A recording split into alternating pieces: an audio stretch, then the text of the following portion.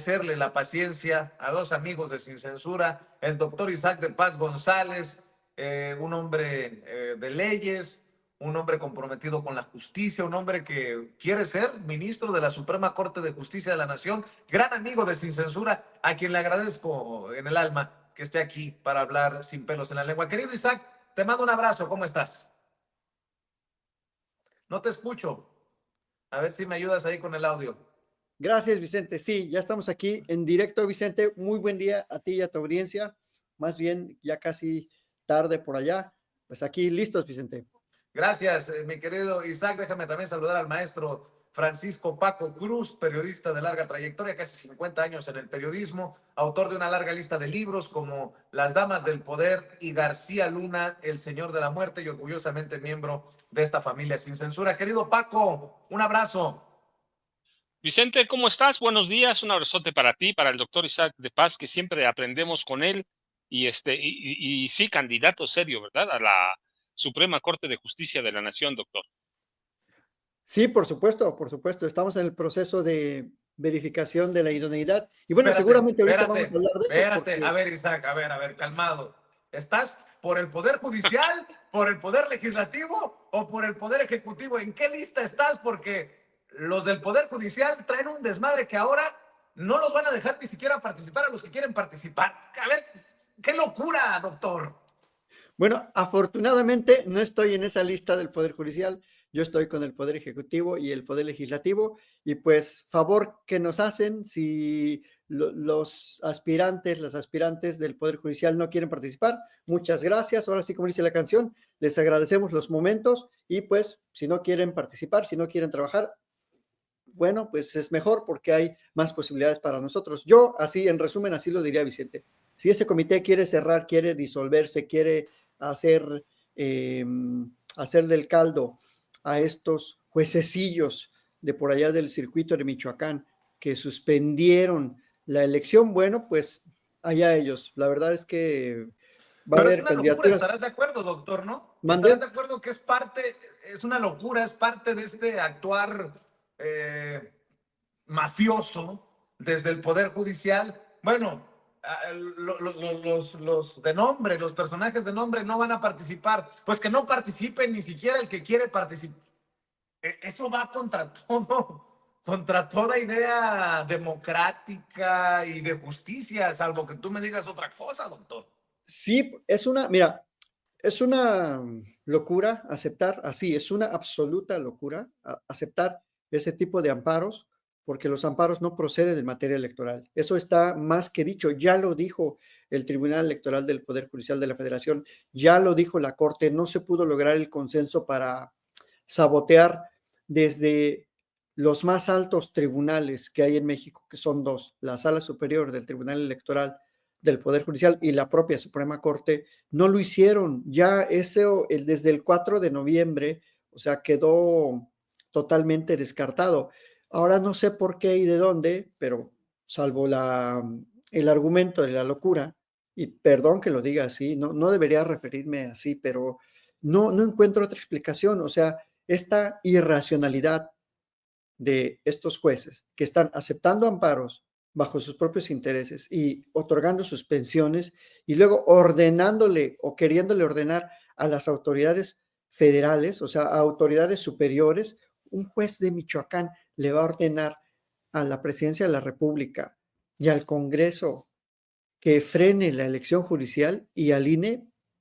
Es totalmente una insensatez, una locura. No proceden ese tipo de amparos, no se puede suspender la elección judicial y si el comité del Poder Judicial lo ha querido hacer, bueno, bajo su responsabilidad política incluso y responsabilidad moral, ¿no? Porque como es un comité, no tienen más que, digamos, esa responsabilidad social y Y, constitucional con el pueblo y bueno, si lo quieren hacer así, ni modo, ¿no? y tengo entendido que la ministra del Pueblo, la ministra Lenia Batres Guadarrama, pedirá la destitución inmediata de todos los integrantes del Comité de Evaluación del Poder Judicial de la Federación por suspender así, de manera unilateral y sin avisar a la Suprema Corte de Justicia de la Nación, el proceso de selección de candidatos para la elección judicial. qué bueno, anda con todo. Por cierto, Lenia Batres, que podría darle su regalito de Año Nuevo a Ricardo Salinas Pliego por el tema de los impuestos que le debe a los mexicanos y mexicanas, pero esto es importante también, Isaac. Sí, es muy importante, Vicente, porque el comité es una como meramente una autoridad administrativa, verificadora, que desde la Constitución se le dio esa, ese poder, digamos, para revisar la idoneidad de los y las participantes. Entonces, si este comité no quiere cumplir con las reglas constitucionales, bueno, pues yo no sé si se va a nombrar otro, porque la verdad, per se ya se están autodestituyendo al decir, pues ya no vamos a hacer nada porque un juez nos lo está ordenando. O sea, ¿desde cuándo los jueces están por encima de la Constitución? Están desobedeciendo una máxima que es sobre la Constitución, nada ni nadie sobre la Constitución. Y la Constitución ordena que se lleve a cabo un procedimiento de elección que consiste en esta etapa de revisión de los requisitos de idoneidad de las personas que estamos aspirando y luego la etapa de insaculación y luego la etapa de elección. Si no quieren cumplir, bueno, pues que no cumplan y que se vayan, ¿no? Que den las gracias y ya, porque si le van a hacer caso a cualquier juececillo de por ahí que se le ocurrió, porque es una ocurrencia, yo voy a suspender la elección en todo el país, jamás, nunca en la vida se ha visto. Es materia electoral, ellos no tienen competencia para pronunciarse sobre asuntos electorales. Los jueces de amparo o los jueces de distrito no tienen ese tipo de competencia. En toda la extensión de la palabra son incompetentes. No es su materia, no es su ámbito de dictar resoluciones. O sea, no sé cómo se los tengo que decir. O sea, no es algo que ellos puedan hacer. O sea, en resumen, no es algo que ellos puedan hacer. Ese sí es un verdadero abuso de autoridad. Estos jueces, pues, deberían estar siendo procesados porque están abusando de su autoridad, están yendo en contra de la Constitución, en contra de la soberanía popular, en contra de lo que se determinó desde la Constitución. O sea, Bueno, la déjame verdad, escuchar los comentarios, las opiniones del maestro Paco Cruz sobre esto y sobre lo que voy a poner sobre la mesa. También, si tú gustas, querido Isaac, Estados Unidos confirma que el 74%, o sea, más de 7 de cada 10 armas traficadas para los carteles, los miembros del crimen organizado en México, provienen de Texas, Arizona y California, y que la mayoría de los traficantes son hombres blancos y estadounidenses. Los equipos se venden principalmente a los cárteles de Sinaloa y del cártel Jalisco Nueva Generación, y me parece revelador. Y lo que le sigue, este reporte de la Oficina de Alcohol, Tabaco, Armas de Fuego y Explosivos, la ATF en inglés, querido Paco, a esto súmale, pues que hoy fue un día en el que dan a conocer avances importantes en materia de seguridad en la Mañanera del Pueblo, en los esfuerzos que encabeza Omar García Harfuch y bueno, obviamente la presidenta de México, Claudia Sheinbaum, querido Paco. Vicente, doctor de Paz, fíjate, hay varios temas. Primero, mira, breve, porque ya el doctor Isaac de Paz nos explicó algunas cosas sobre el Comité de Evaluación del Poder Judicial de la Federación para candidatos a la Suprema Corte, a jueces, a magistrados. Y yo tengo una observación. Esto nos dice que cuando quienes eligieron a este Comité de Evaluación tomaron una decisión política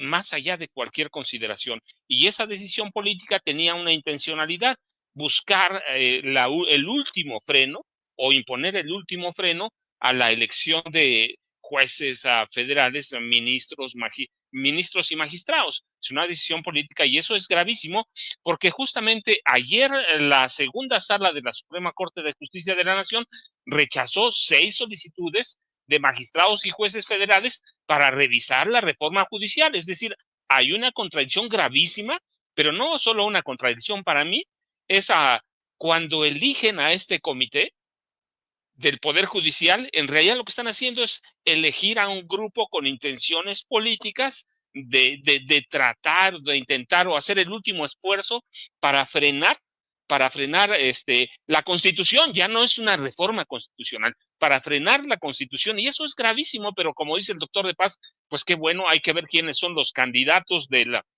Poder Judicial, pero es eso, están tomando una medida política que no les corresponde, como pues prácticamente sí eran una autoridad meramente administrativa para revisar, o responsable de revisar los currículums, hojas de vida, el accionar profesional de los aspirantes a la elección del próximo 2 de junio.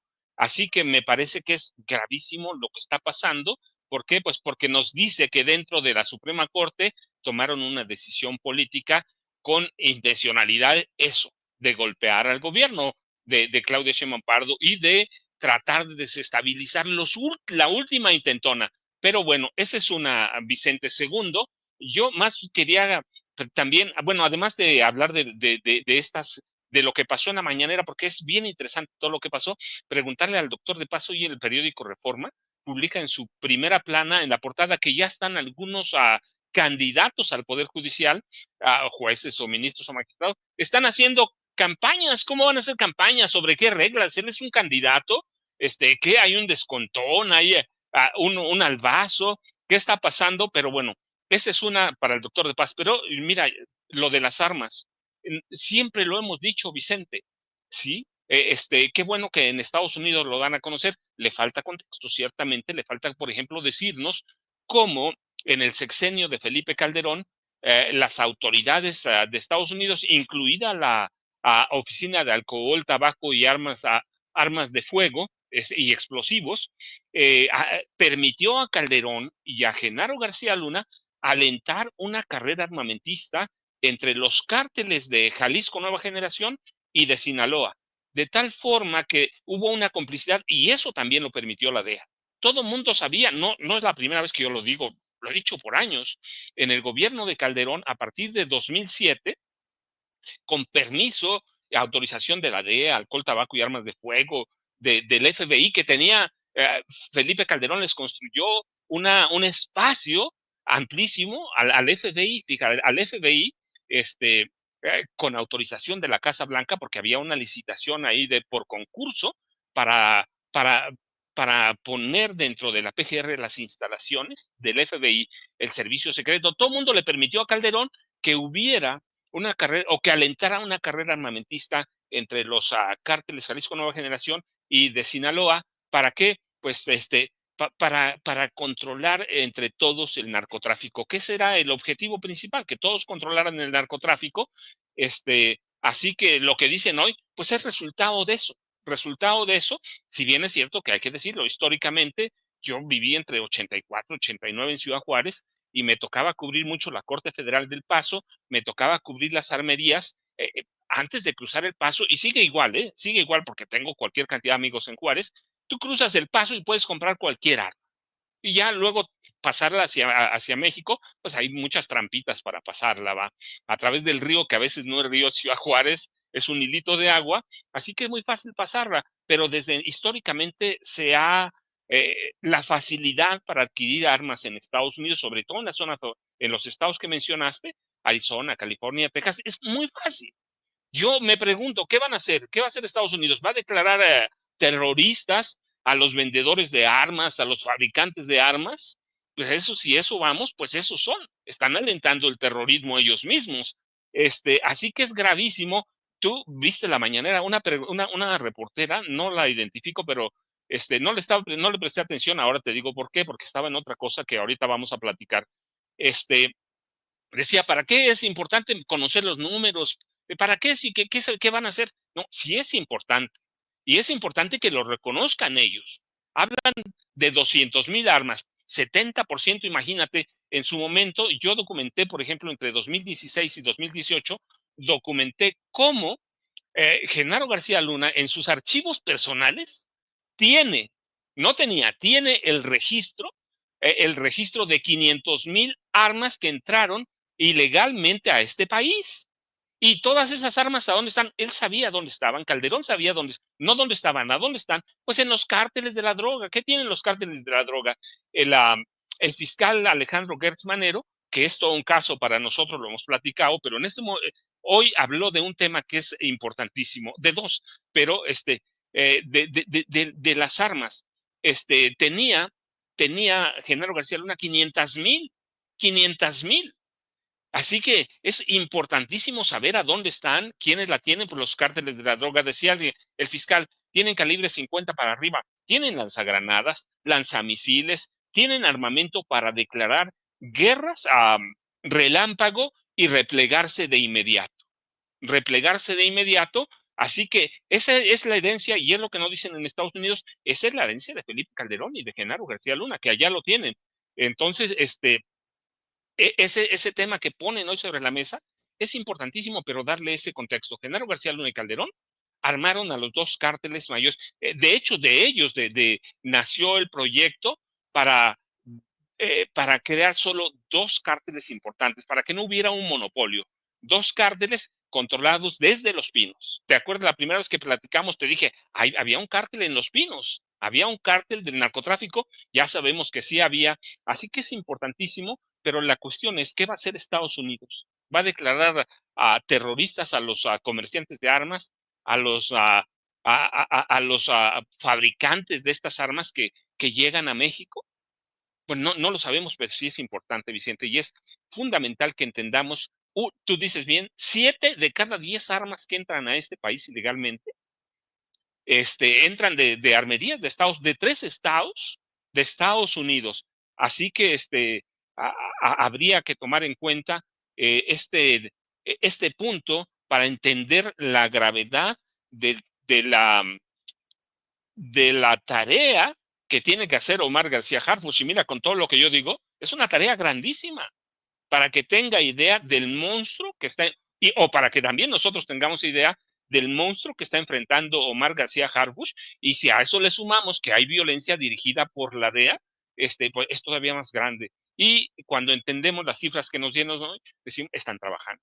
Bueno, no ahora, desde el gobierno, ellos lo dijeron y qué bueno que lo están reconociendo, desde el gobierno de Andrés Manuel López Obrador o del presidente López Obrador, empezaron a bajar las estadísticas. No se nota porque esa es otra cosa.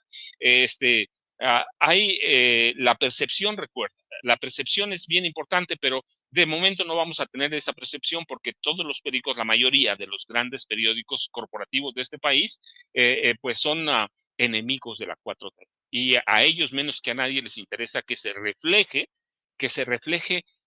cómo se combate al narcotráfico, al crimen organizado, no solo al narcotráfico, que tiene variantes como la extorsión, la trata de personas, el control de la prostitución, el control del tráfico ilegal de acero, el control de las cuotas en las zonas mineras. Así que ese es el tamaño del monstruo que está enfrentando Omar García Harfuch, más allá de que las estrategias se puedan afinar, más allá de las prisas, es un monstruo, y vaya que el presidente Andrés Manuel López Obrador lo combatió. Es un tema. El otro tema, Vicente, fíjate, fue bien importante, digo, con todos ¿cómo se llama? Los asegúnes que tenemos con Alejandro Gertz Manero, que es un hombre que lo hemos dicho abiertamente en Sin Censura.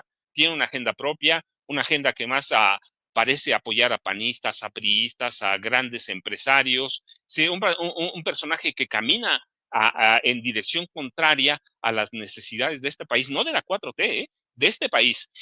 Pero habló de otro tema importante, además del de las armas, fíjate, él mencionó cómo Genaro García Luna era, en los hechos, no lo dijo así, pero yo lo digo, era el héroe del New York Times. Y mencionó un artículo que prácticamente me dediqué a rastrear con ayuda de Ceci, claramente con ayuda de Sin Censura, hay que decirlo, que me lo hizo llegar. Me dediqué a rastrearlo. Es un artículo de Daniel Kurtz-Phelan que publicó el 13 de julio de 2008 y hablan de un héroe. Y ese es el trabajo que hace el New York Times a propósito de todo lo que hemos dicho estas últimas semanas, de todas las formas poco profesionales de trabajar de los reporteros y reporteras del New York Times. En este artículo de 2008, fíjate, lo ponen como un héroe que está luchando contra la corrupción, contra los cárteles del narcotráfico, contra todo mundo, cuando era un criminal desde niño. Es decir, no les interesaba que Genaro García Luna fuera un criminal, que la misma DEA ya tuviera antecedentes, ellos que tienen los contactos que la DEA, era un héroe. Entonces, el New York Times trabaja según sus intereses políticos, trabaja según lo que, como le vaya diciendo la derecha, es una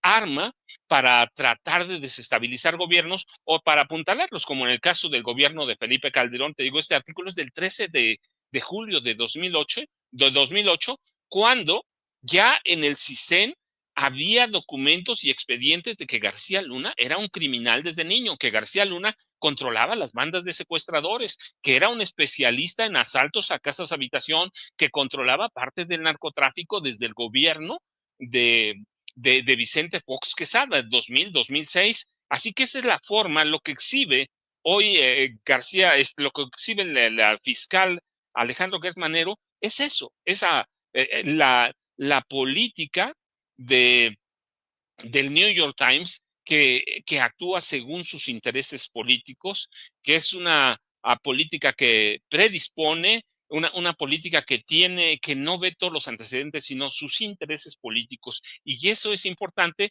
después de los trabajos que hemos visto de Natalia Kitroff de Paulina Villegas, después de las campañas de narcopresidente, y cuando vemos a García Luna, un criminal condenado a más de 38 años de cárceles, siendo el héroe del New York Times, Vicente.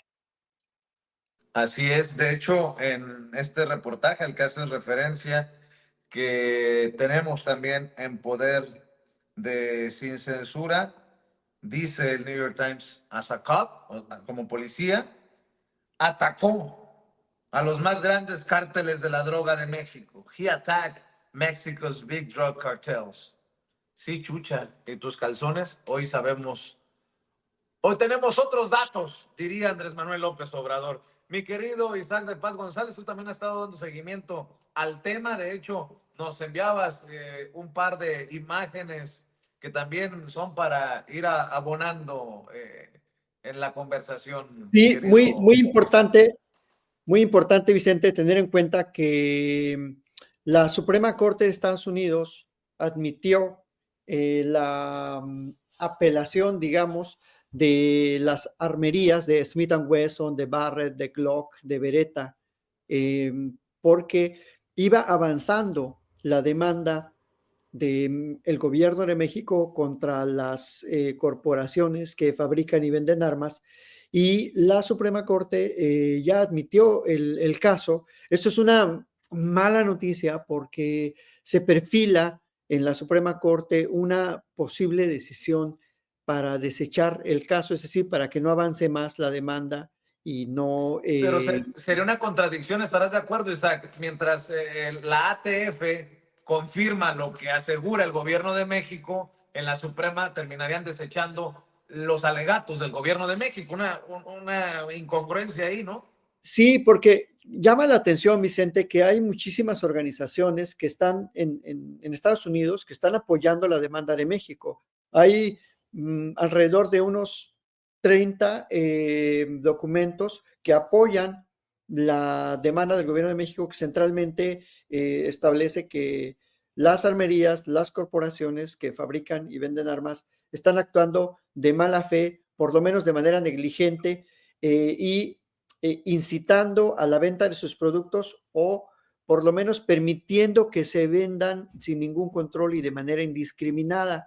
Entonces, muchísimas organizaciones de derechos humanos en Estados Unidos y que están en contra de la violencia de las armas han apoyado esta demanda. Incluso alrededor de 15 attorneys generals o procuradores, como se les conocería en español, alrededor de unos 15 procuradores de distintos estados están sumándose a la demanda de México. Es decir, no va el gobierno de México solo, no es una petición que sea como un llanero solitario ahí dentro del sistema legal estadounidense, sino que varias... At Grainger, we're for the ones who pay attention to every little detail. The ones who fuss, tinker, and sweat the small stuff. Because you know the tiniest thing can make the biggest difference when it comes to keeping business moving. We get it. We're the same way. offering access to product experts to help you quickly and easily find what you need. So whatever your industry, you know you're always getting professional-grade products. Call, click Grainger.com, or just stop by. Grainger, for the ones who get it done.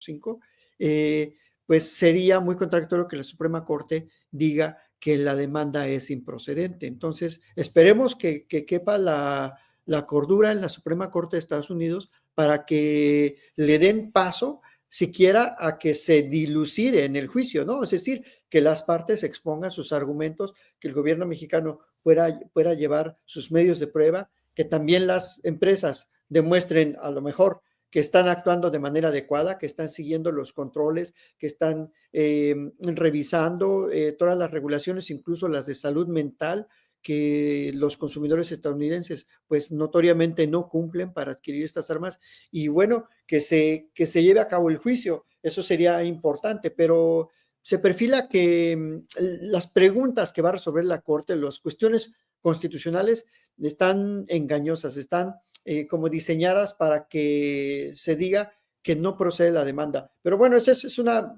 visión meramente personal. Esperemos que la Corte escuche los argumentos. A finales de febrero, entre el 24 y el 4 de marzo de 2025, va a haber una fase de argumentos ante la Suprema Corte, y ahí pues veremos otro tipo de dinámica para que ojalá vaya avanzando esta demanda, Vicente, que es muy importante.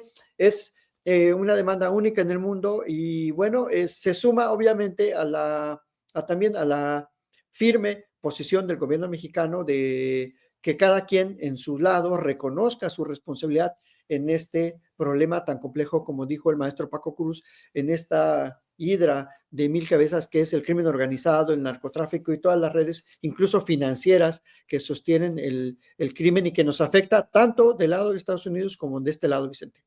Así es, y mi querido Paco, otra encuesta le da el 77% de aprobación a la doctora Claudia Sheinbaum en sus primeros 100 días como presidenta de México. No lo dice Sin Censura, no lo dice Paco, no lo dice Isaac, no lo dice Vicente Serrano ni Toño Ruiz.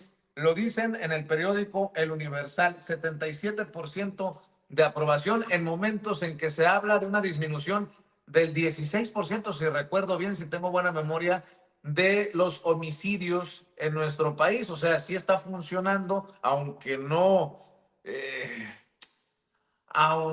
las noticias buenas no las hagan noticias en los medios grandes ni las plumas famosas, pues está funcionando la estrategia de seguridad poco a poco. Mi querido Paco, 77% de aprobación de la doctora Claudia Sheinbaum, abrumadora y de una lápida difícil de quitarse de encima para los que están desde la oposición intentando dinamitar estos esfuerzos de transformación en nuestro país. Vicente, doctor de Paz, fíjate, cuando no es solo una encuesta, hablábamos en la semana, ¿te acuerdas de la Financiero, la del Heraldo? Yo te hacía la aclaración, periódicos abiertamente de derecha, uno de ellos, el Heraldo, con vínculos abiertos, directos hacia Margarita Zavala Gómez del Campo. Cuando encuentras el Universal, uno de los periódicos viejos de este país, o el Financiero, entre Calderón y Peña Nieto, cuando encuentras estos resultados, ¿qué podemos decir? Nada, la gente en este país, por lo menos cuando ves encuesta de encuestas, que es arriba, o es el estudio de todas las encuestas, estudios, análisis matemáticos, la doctora Claudia Sheinbaum Pardo tiene una aprobación superior al 80%, superior al 80%. Y eso, ¿qué podemos decir? Pues reflejar lo que dicen las encuestas. En este país, la mayor parte de la población, derecha, izquierda, moderados, ultramoderados, porque hay de todo. Cuando el 80% de la población de un país apoya el trabajo que está haciendo en este caso, su mandataria, Claudia Sheinbaum Pardo, es que está trabajando. Es que está trabajando, y que en los primeros 100 días de gobierno se nota prácticamente, toda la población lo nota, lo acepta, lo aprueba. Mira, 80%, yo te decía, más del 80% de la población de este país aprueba el trabajo que está haciendo la presidenta Claudia Sheinbaum Pardo. Así que contra eso no podemos nada, Vicente. Sí, nosotros somos quisquillosos por naturaleza, así tenemos que decirlo. Hemos puesto, cuando tenemos que decirlo, lo hacemos, pero en este caso son encuestas de periódicos que ni siquiera favorecen a la izquierda, a la 4T. La mayoría, los tres, por ejemplo, en este caso, son enemigos abiertos de la 4T, pero cuando encuentras estos resultados, es que el gobierno, no solo la doctora, porque ella es la que representa la presidenta de este país, pero hay un grupo de trabajo de primer nivel, Omar García Harfuch, al que menciones, el doctor Kersenovich, al que menciones, a cualquier secretario, el trabajo es conjunto y más del 80% aprobando cuando tiene 100 días de trabajo la presidenta de México, pues quiere decir que las cosas, no importa que nosotros no lo digamos, las cosas se están haciendo bien porque la gente así está respondiendo en todas las áreas. Podemos decir, ella, la doctora mismo lo dijo, Omar García Harfuch lo dijo, pues sí, hay temas que todavía falta por atender, la extorsión, por ejemplo, o cobro de piso, como le llaman, pero ellos lo están diciendo. Están diciendo, no solo están diciendo los estados más violentos, por ejemplo, son Guanajuato, sí, pero hablaron de Baja California, hablaron del Estado de México que gobierna Morena. Es decir, hay un trabajo conjunto en el que están puestos sobre la mesa las 32 entidades o los 31 estados y la Ciudad de México están puestos y todos están ahí. Entonces, el resultado de las encuestas mata cualquier opinión que podamos decir. La gente acepta en su mayoría el trabajo que está haciendo la doctora Claudia Sheinbaum Pardo, está viendo bien el trabajo que está haciendo Omar García Harfuch, que es punto nodal, lo dijimos desde el primer día, va a ser uno de los ejes para poder enfrentar con éxito al gobierno de Donald Trump, que ya empiezan cuando, en 11 días, ¿no? Entonces, la gente lo está viendo bien, así que lo que yo diga, pues sí, qué bueno que lo decimos, qué bueno que lo vemos ahí, pero lo importante es que el grueso de la población de este país está resintiendo ya 100 días el trabajo de la doctora Claudia Sheinbaum Pardo, que cuando el día 12, creo que el domingo, va a rendir su primer informe de labores de 100 días ante la población de este país que la llevó al poder. Así que las encuestas dicen, dicen lo que está pensando, lo que está sintiendo la mayor parte de la población de este país, Vicente. Así que sí, tenemos que seguir haciendo observaciones y las vemos, tenemos que seguir diciendo lo que veamos, si hay errores, si hay fallas, si hay cosas que se deben mejorar, pero lo mejor para la administración de la presidenta Claudia Sheinbaum Pardo es que el 80% de la población de este país ve bien su trabajo, lo resiente, la está apoyando y siente que va por buen camino, Vicente. Y para mí eso es fundamental en este momento cuando estamos a 11 días de la toma de posesión de un tipo que viene como loco, que está loco y que trae atrás de él un grupo no homogéneo, muy heterogéneo, pero que favorecen la mano dura contra este país.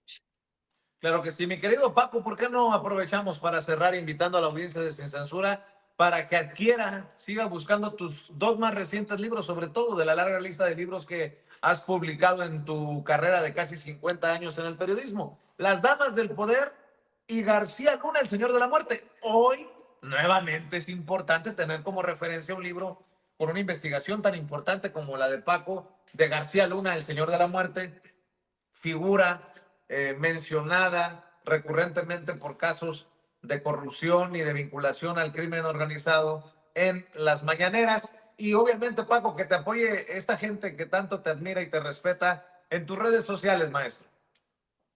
Sí, mira, Vicente, nada más decirlo, pero que además se muestra como hoy el reportaje que menciona Alejandro Gertz Manero, que muestra la parcialidad hacia un personaje que era criminal desde niño, desde adolescente, que ya era agresivo, que era violento. Y bueno, además yo te dije, en diciembre, justamente antes del periodo vacacional, salieron nuevas reimpresiones, no reediciones, reimpresiones de García Luna, El Señor de la Muerte, y de Las Damas del Poder. Así que están vigentes los libros y la historia de García Luna como de las Damas del Poder siguen vigentes como el primer día que los publiqué, Vicente. Y yo, ya sabes, @ Paco Cruz Jiménez en X, antes Twitter, Francisco Cruz Jiménez en Facebook. Y muchas gracias, Vicente. Un abrazote para ti, para el doctor Isaac de Paz, que pues está en camino para conformar ese nuevo poder que prácticamente va a pulverizar el último reducto del conservadurismo en este país, Vicente. Que así sea, querido Paco. Doctor Isaac de Paz González, también hay que estar al pendiente de lo que publicas en redes sociales, amigo.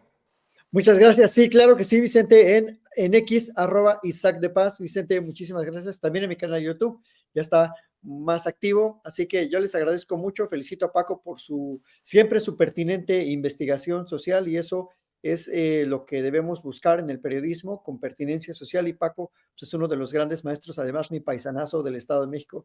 Y pues muchas gracias a ti, Vicente, a tu audiencia, y que aquí seguimos en esta carrera hacia la Suprema Corte. Claro que sí, el doctor Isaac de Paz González y el querido Paco Cruz hablando con nosotros sin censura. Gracias, maestros. Estamos al pendiente.